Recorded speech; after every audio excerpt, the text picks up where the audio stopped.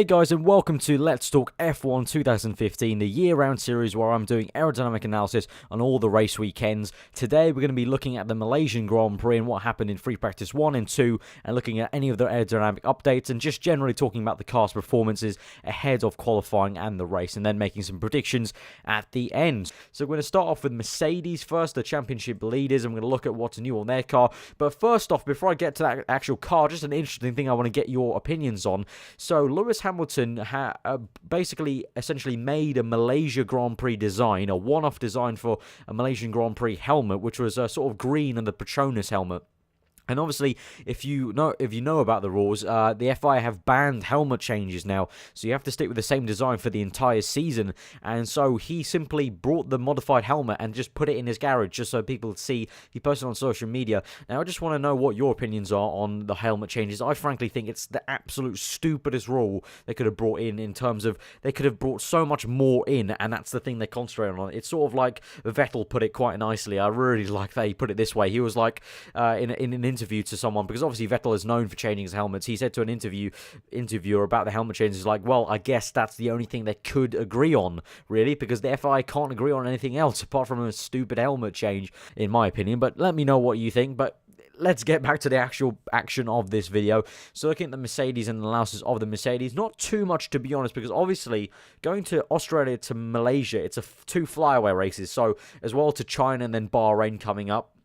They're all flyaway races, so you aren't going to see major updates until Spain for most of the cars. Especially Mercedes, they really didn't bring any updates apart from a cooling fan, which you'll see circle on screen right now. Noted on Sky F1 apparently that this cooling fan brings 500% more efficiency to the cooling of the engine while it's in the garage, which is absolutely astonishing. So just helping to cool the engine. And also it's quite interesting to note that this is Nico Rosberg's car, obviously number 6, and you can see on the roll hoops the two huge camera pods. Now, it's going to be quite interesting to see if, Mercedes quite happy for FIA to have these two huge camera pods, because they would affect aerodynamics quite a bit going towards the rear wing plank, because it's right on the height of the rear wing. So that's quite an interesting thing to see, that Mercedes have kind of been like, okay, yeah, FIA, you can stick these huge cameras there. And just I've highlighted just a few little turning vanes on the Mercedes. They're there already, but I just thought it was some nice aero details to mention. And also their usual complex front wing with so many cascades going through that front wing, really just showing why they're top right at the moment. Not only is their engine really good, their aero is also very nicely, efficiently packaged, really nice detailing on it. And if we go to the next picture of the Mercedes, we're going to see some detailing on the rear wing as well, where the Epson is, and towards the end of the rear wing end plate, we can see some nice streaks, some bulges, even some more subtle bulges instead of kind of like proper protruding streaks like some other teams you'll see later on in the video, and just the usual kind of detailing on the top of the rear wing. Just thought it was nice to note. And also note that Mercedes do not have a blown wheel nut on the front like other teams. Ferrari, Red Bull, McLaren all have blown wheel nuts, which if you missed my Let's Talk on the McLaren and the Red Bull in the pre-season build-up, I do recommend go checking out my channel and seeing that. Basically, the blown wheel nut is when they blow air from the brake ducts out of the wheel nut, and it goes to the rear of the car to kind of neaten up air going around the side pods. And Mercedes don't have this, and there was a lot of argument about why the pit stops were slower in Australia, and it might be because a lot of teams are running these blown wheel nuts, and you need a lot more precision to make the pit stop on the blown wheel nut, so therefore your pit stop time might be a bit slower. And it's interesting to note that Mercedes have such an advantage with their engine and aero that they feel they don't need the blown wheel nut. They can just save the time in the pit stop. They don't need to save the time by cleaning up any air around the outside even further than they already have with their just general aero package. So that's something interesting to know. But that has been the Mercedes update, unfortunately. Not too much else to talk about, but yeah, what would you expect with the champions being so far out ahead? So next we're going to look at Ferrari. Ferrari, not too much to note, pretty much the same exact car they had on Australia. You can see some nice detailing on the front wing there with the red, white and black, kind of suits it quite well. You can see a lot of the different things that are going on. Ferrari, they've definitely stepped up the game on the front wing, and generally the whole car is a lot more detailed with aero turning vanes. But the front wing, and definitely if you compare it to last year's, especially at the launch of last year's car, 2014, it's a lot more complex. And then on screen, I've just noted basically they had some Flovis paint on the rear wing, and I just want to note what they might be testing. They might trying to see the general downforce of the rear wing, but they might be able to also be getting to see the efficiency of their little. There's a little wing right behind the roll hoop where the camera position is mounted. You can see the air comes through, and it would effectively get affected by this little vane wing and get pushed towards the rear wing to create a net downforce. So maybe they're trying to see if that's actually working well for them. They've had it on the car for at least a year and a bit now, so it might also be just a bit more just testing out the rear wing, seeing those slot gaps in the rear wing end plate might be working quite well. But that's been Ferrari. They had some in terms of their general pace during practice. They seem to be the best of the rest, really, which is quite surprising because we thought Williams would be quite up there. They were there in Australia, but Williams in fact had quite a poor practice in a few instances where they weren't be able to get rear traction, and the Williams were actually struggling quite a lot. Ferrari seemingly very solid. Again, good drivability. Kimi Räikkönen very happy with the car compared to last year. Once more, and it looks like Ferrari have some good, decent pace. So you may be seeing Ferrari, the commentators were saying that if there's some rain in qualifying, you may see things mixed up a little bit, and, if things go on in the race, if things are mixed up in qualifying, you see a Ferrari, maybe one Ferrari ahead of one of the Mercedes, if Rosberg or Hamilton messes a lap up in changeable conditions, then during the race, it may be quite interesting to see, because the Ferrari, although it's not obviously the outright fastest and nowhere near the Mercedes in terms of maybe 8/10 at least back, the Ferrari does have some decent pace, and when things are working for them, maybe if they can catch Mercedes on the back foot, they might be able to sneak it a surprise, but we're also being hopeful there. But on from Ferrari, we're going to go to Williams now. So as I talked about Williams, we said that they had some poor practice stuff, especially in practice 2. Bottas was doing a lot of long running on the harder tyre, and he was getting a lot of poor rear traction, especially towards the end of his stint. It looked like the Williams was actually struggling quite a lot, which is quite surprising because, Malaysia, they've got 2 long straights. The Williams car is known to be aero efficient. They've designed the car to go quick in a straight line and then be, good and strong in the corners, but not probably not the best in the corners, but they're getting the aero efficiency, so they can kind of get a really nice airflow over the car. And with Malaysia having 2 big straights, you would have thought they would be good, but actually during the corners and the long swooping high speed corners, the Williams car was actually struggling quite a bit in practice 2 on the longer runs. Obviously practice 2 is where they do some of their longer runs. Practice 1 is where they kind of just feel out the car for testing conditions, and then when we come into tomorrow where practice 3 happens, that's when they'll be doing shorter runs, so do look out for that. I think they'll still be there, but it'll be interesting to see what the race pace is like. But as far as I can see, no kind of visible updates to the Williams. I might have missed something here or there. Obviously, the only thing I'm going off is pictures I've seen online, looking through other news outlets. Obviously, it'd be great if I was actually there, like real analysts are, but I'm just going off the internet and stuff like that. So maybe I missed some things, but Williams definitely didn't look like they had any major talking points of updating stuff. Usual stuff for the Williams car just being aero efficient. Now we move on to the Red Bull team. Now, they are having another abysmal weekend so far in practice. Real big issues for Daniel Ricciardo, sitting out much of free practice 2. Ricciardo only getting 6 laps in practice 2. Kvyat only with 17.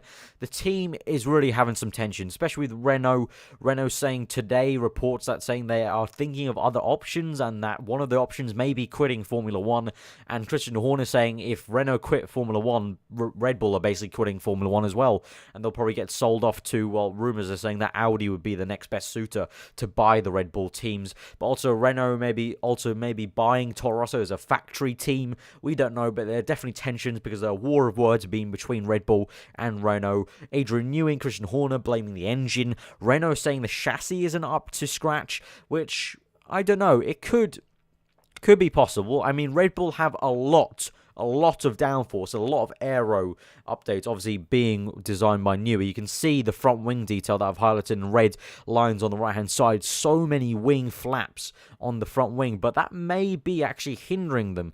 Red Bull's philosophy has always been downforce, but it may be hindering their already weak engine. I suspect maybe if they try and take off a bit of aero, they might try and find a bit of performance. So I think Red Bull, at this stage, they've got nothing to lose. I think Red Bull, in my opinion, could could kind of just risk it and take some aero off and see what happens. Obviously, also, they've had some issues with their front wing, the nose cone especially. They want to do a shorter nose, kind of Mercedes and Lotus style, but they haven't been able to get it through the crash test, and still haven't been able to get the crash test. So that's obviously another thing that's going to be annoying them. They have to stick with this wider wing, and kind of decreasing the amount of air that's available to go underneath the car. And also, Red Bull on the rear end plate have lost the slot gap on the front on the front of the end plate. It seems like they've ran it at Australia, but they don't think it's necessary here at Malaysia. So that was also another interesting point as well, comparing to the Toro Rosso, the sister team, which does run 2 slot gaps as well. So very interesting to see that, sort of, in a way, the Toro Rosso team is doing better than the Red Bull team at the moment. Very, very interesting. They've got the same engine as well. So really, it could be true what Renault is saying, that maybe it is the chassis, because Toro Rosso are doing, well, relative to Red Bull, a lot better than they are. At least Australia they did. And it may be down to the packaging, maybe, around the rear of the Red Bull. We know the rear of the Red Bull is so tight, whereas the Toro Rosso is a little bit less tighter on the rear. So it might be aiding cooling and just the general engine performance. We'll have to see how it goes. But that's been Red Bull. We now move on to McLaren, and we can see a picture on the side of here, and with Fernando Alonso at the wheel. I must say, very nice to see Fernando Alonso back on track and looking good, and he's rubbished all the rumours about him waking up in 1995 and not forgetting like the last 20 years of his life and stuff like that. He's rubbished all those rumours and said, no, he simply forgot what happened in the crash, but he remembered that the very next day. So, you know, he's completely kind of thrown all the kind of gossip columns out into the hot water there.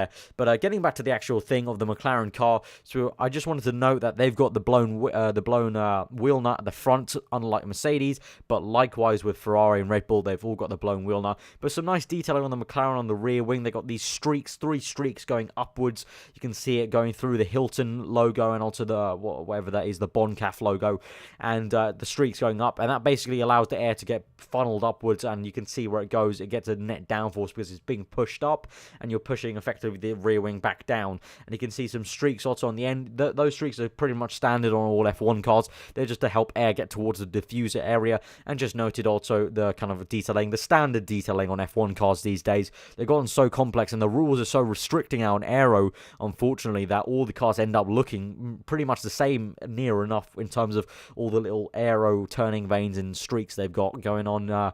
It's a bit annoying, in my opinion. The FIA really should open up the aero rules a lot more, but hey ho, that's what they're going with. They're going for smooth bodies and less downforce. Moving on to the next picture, just a nice picture of the Honda PU on the side pod of Alonso's car. Just a really nice shot of the Honda power unit. You can see it kind of being channeled from the side pod down to the actual power unit housed in the middle, just on the right-hand side of that Esso logo. So just a nice shot. I thought really nice detail. If any of you guys are engine nuts around here, I think you'll maybe like the picture.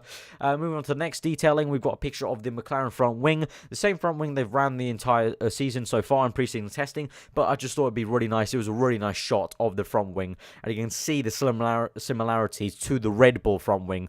Peter Prodromou, obviously coming from Red Bull to McLaren, he's brought these ideas across, and you know, McLaren can sort out their power unit, tidy up some of their aero, and get the car working as a whole package. You know, I do truly believe, you know, obviously I'm a Jenson Button fan, so I might be a little bit biased, but I truly do believe this car can come good eventually. You know, if it's the last race of the season, it's the last race of the season, but I do believe it can come good eventually. And finally, for the last thing on the McLaren, they've got an S-duct. So like Red Bull, like Force India, they've gone with an S-duct. It seems that's the new trendy thing in F1. That's the thing that everyone's copying. So they've gone with an S-duct as well. So if you don't know what that is, essentially, basically air goes through on the side of the car and comes out the top side of the car. So you can see the red arrow actually from the picture. That's where the air comes in these little gaps, and it will be funneled to the top of the car. And when the air passes over the top of the car, that cleans up all the air going over the top of the chassis, and that means a lot more smoother air going to the rear of the car and the rest around the car. So it's very beneficial actually if you can make it work for you, and if you designed your car to, you know, work with an S-duct properly like that. So Red Bull, Force India, and now McLaren have gone with that. So they've used the little slot gap on the side to get the air in, and then on the inside of the nose there'll be a way for the air to get channeled to the top through that gap, and it comes out this side. Obviously, right now that's quite a big gap on the front wing. I suspect McLaren will kind of put a housing over it, but that's sort of it with it open. You can see the wiring coming through as well. So I think that's in the opened kind of region. I think they'll probably hollow it over like Red Bull have done to kind of subtly conceal it in there. I mean, it's not illegal or anything like that, but just to conceal it a little bit more, so it allows air to pass over the actual duct itself as well, so it doesn't obscure any air coming from the front wing itself. So now moving on to Sauber. Sauber, the ones very surprising in Australia. Obviously, Felipe Nasr with that 5th place. And just looking at the Sauber car, trying to see maybe what has taken into 5th place. And I think more than anything, I think Sauber just got the strategy right in Australia. And they did things right. They got a solid start. They didn't get caught up. Because the car, you know, they have some nice detailing. They have some vortex generators on the side pods. The front wing definitely looks a little bit more complex than last year's car. The rear wing, they've got some slots in the rear wing end plate, and on the side as well you can see they've got some streaks going to the side picture. Streaks just like McLaren have. They've actually got 4 little tinier streaks compared to the McLaren, and then obviously that slot gap that I just talked about. So the Sauber does look like a solid package all round with the money they've got, and they'll be hoping for another solid weekend. It does look like they were doing okay actually. They were, I think, running around, you know, P10 to P13. So, and Force India also noted that they may be fighting Sauber the entire weekend. So Sauber versus Force India will be the one to watch, maybe also towards the tail end of the grid. Speaking of Force India, very quiet day for Force India. Once more, they're still just treating it like testing almost, because, you know, obviously with the late launch of their car, they haven't fully got to grips with their car, and they had a very, very quiet day. I mean, if someone didn't mention their car to me, I probably would have forgotten to include them in this video. They had a very, very quiet day. I didn't hear anything about them in Free Practice 2 when I woke up for it, and Free Practice 1 in the highlights didn't hear anything from them as well. So all I can really say is they're going to continue trying to kind of test it, and the only thing I could really hear from Free Practice 2 was their engineer telling Sergio Perez that they think they're going to be fighting Sauber all weekend, and they were comparing pace to Sauber, you know, interestingly, on the long run. So I think you'll be seeing them in the Sauber region, maybe towards the tail end of the points, maybe surprisingly getting up, maybe into 5th again. I don't know. Depends on what the conditions are and the race start for them. On to Lotus Mercedes now, and Lotus, another solid day. Again, I guess every other day in this season is going to be much better compared to last season, I guess. But a little update for the Lotus on the nose. The nose is now a lot more stubby. It used to be a lot more rounder. I've drawn it in on the dash line where the nose used to come, kind of a more rounded kind of feature. But now they've made it a lot more stubby and more like a big thumb. But there's no actually extruding part on the left and right like the Williams car. And just wanted to note the aero details on the front wing of that Lotus. It does look quite complex on the sides, especially with 2 kind of little vortex generators on the left end, on the outside end plate there. And so Lotus looking okay-ish. Obviously, it's very hard to come back from last season. They still need to learn stuff with the Mercedes power units. But a solid day, I guess, for Maldonado and Grosjean. Grosjean had a few issues in Free Practice 2, and they had to fix his car up for Free Practice 3 tomorrow. So he sat out most of the end of the Free Practice 2 session. But all in all, you can't really say too much about Lotus. They weren't covered yet again like Force India were. But, you know, I think Lotus, all the people there will be smiling because they're doing much better than last year. And it's good to see, to be honest, for me as well. I like seeing Grosjean being in a car that he could potentially eventually push to the max maybe and show what he's made of. So moving on to the second last team of this video, which is going to be Toro Rosso. Some really nice highlighting here on the car. And, well, let's start off with the rear, basically. With the rear wing end plate, we can see, what's that, 1, 2, 3, 4, 5, 6 little streaks on the side. Really nice detailing there on the Toro Rosso. 2 slot gaps on the end plate there. And then just 4 little ones on the top there of the rear wing.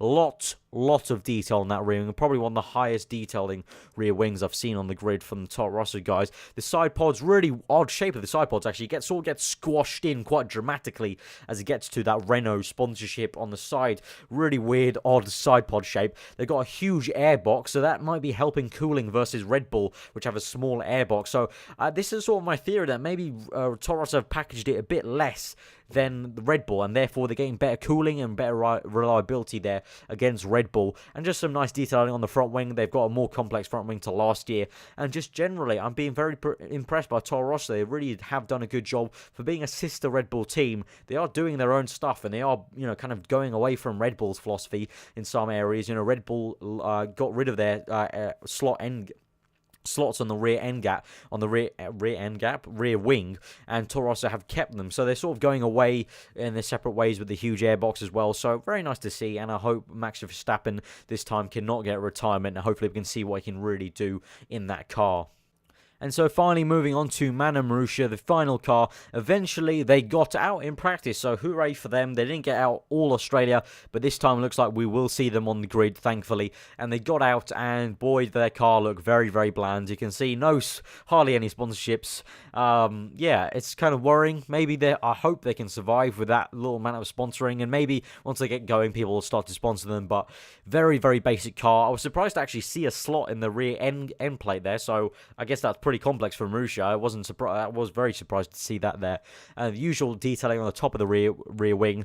The side pod, quite a big side pod in comparison to some other cars this year. Obviously, they're using the 2014 Ferrari engine, so they're a bit down on terms of development, so they will be down on power, and it's going to be very hard for them, I guess, to compete. The airbox is quite large as well. They got 3 channels on the airbox, which I haven't highlighted there, but you can see the kind of T-junction split in the airbox. And then on the front wing, a very basic front wing, 2 kind of main wings on the top, and then a very kind of wide wing on the bottom. And then on the end plates of the front wing, very basic, nothing to be seen, just straight end plate there. And on the nose, very, very literal meaning of the rules this year of F1, with the kind of thumb nose, much like Williams, but I think Marussia, obviously with the fund, they couldn't kind of R&D into any other option apart from doing that. But it essentially is their 2014 car, almost kind of made up with the 2015 upgrades they wanted to put on the car.